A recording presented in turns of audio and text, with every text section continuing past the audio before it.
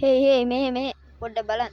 අද මම කියලා දෙන්න යන්නේ මුල්මන් කතාවක් ගැන කියන විදිහ විතර. ඔව් අද මම කියලා දෙන්න යන්නේ මස් කන බූරුව ගැන. මොකක්? මස් කන බූරුව? ඔව් මස් කන බූරුව. ඇත්තට මෙහෙමයි ඉන්න පුළුවන්ද? ඒක තමයි. ඔව් එහෙමයි ඉන්න පුළුවන්. ඒගොල්ලන් ඇත්තටම ස්කින් වෝකර්ස්. බලන්න මේ වීඩියෝ එකේ ඉන්න බූරුවා මස් කන.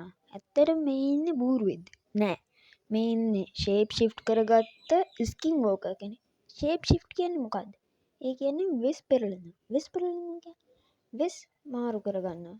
එයා බූරුවෙක්ගේ තමා වෙස් පෙරලගෙන දැන් ඔය බූරුවව රවට්ටගෙන කන්නේ. බූරුවෙක් වන්නේ මොකක් හරි රවට්ටගෙන කනවා.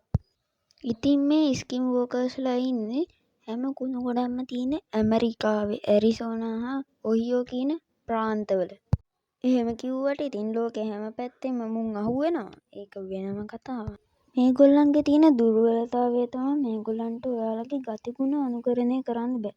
මේගොල්ලන්ට පුළුවන් ඔයාලගේ පෙනුම සහ කටහඬ අනුකරණය කරන්න විතරයි. ඒකිනුත් කටහඬ මේගොල්ලෝ ඉතා සාර්ථකව අනුකරණය කරනවා. බලන්න මෙයාට බල්ලෙක් නෑලු. එතකොට මේ ඉන්නේ අපේ හගෙදරයන්ගේ ටොමියන් වෙන්න බෑ. එතකොට මේ ඉන්න කෙනාගේ බල්ලා ඇතුලේ ඉඳි තම බල්ලෙක් එළියේ පහුරු ගන්නවලු බිත්තිය. බලන්න මෙයා අඳුන ගන්නවා මේ ඉන්නේ යාගේ බල්ලා නෙමෙයි ස්කින් වෝකර් කෙනෙක් කියලා. Let me see. I'll know if she's my dog. Merlin, sit. Turn around. Turn around. Lay down. You're not my dog.